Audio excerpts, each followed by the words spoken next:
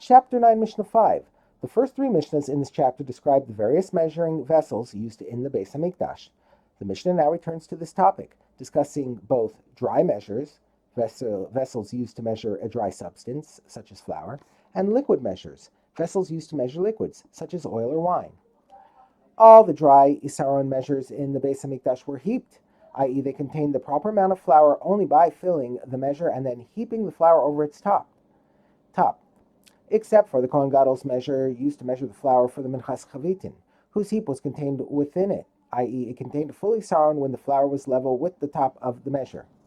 The Mishnah discusses the status of overbrims, i.e. the liquid or solid that rises above the rim of the measuring vessel. The overbrim of liquid measures is sanctified, because the rims of the liquid measures were consecrated along with their insides.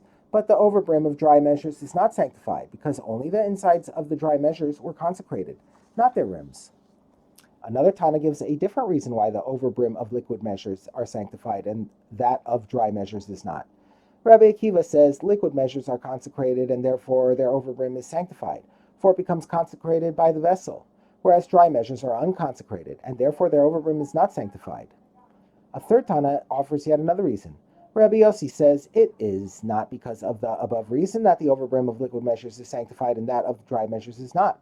Rather, it is because liquid that is added to a vessel becomes mixed with the liquid that is already there, which means that all the oil or wine that ends up above the rim of the measuring vessel was previously within the vessel and is thus sanctified, whereas the dry substance that is added to a vessel does not become mixed with the dry substance that is already there.